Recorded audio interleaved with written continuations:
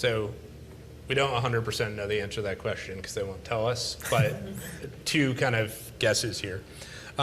So one, if you look at, and just like have spent some time with what's ranking video-wise here, many of the things that rank highly do not have transcriptions, whether it's on the page or like just dropped in the description here, which is also kind of best practice. But there are a couple of things that they are using, and we know from some of our partnership campaigns and things like that, that they're tracking this stuff. So Google certainly has its own and is working on doing it the best job possible of like understanding human voices on these videos. The other thing they're looking at is when people search for certain things, go watch this video when they're entering and when they're leaving. So when I see somebody come in and say,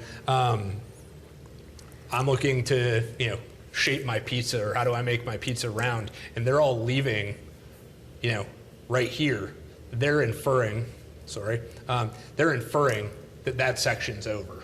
And they've put together that the topic's changing. If you look back on some of this, back to like 2017 and before, like there really weren't SEO best practices for this stuff. Most people weren't transcribing this stuff, even the people who were kind of YouTube power users. So two things there. One is that transcriptions are best practice. It helps Google read all this stuff in a more meaningful way, undoubtedly. But then they're also inferring like what's valuable and what's not based on people's actual behavior in the video and what that's relevant to. Yeah, to piggyback off of that, you can take that 2-minute piece that I did and convert that over to a SRT file, which is a text document for subtitles.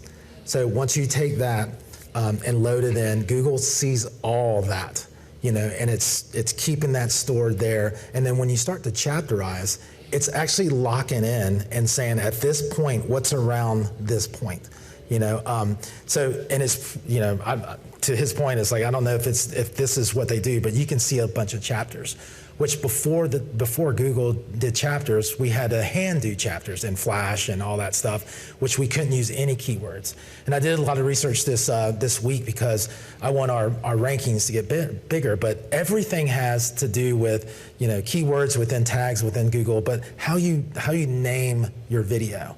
What's the point of your video, your description of your video? If you want to copy and paste that subtitle in there, nobody's reading it, nobody's hitting more. They just want to hit the video. But the more, files or words you put on there, it's going to help out. Well, if you want to know more about what Google's doing, it's natural language processing. And we actually use in one of our solutions to actually be able to figure out topics and stuff like that. But I also had a question. With the larger focus on accessibility, I saw in your video there's no closed caption or captioning on it. Is that something that you're starting to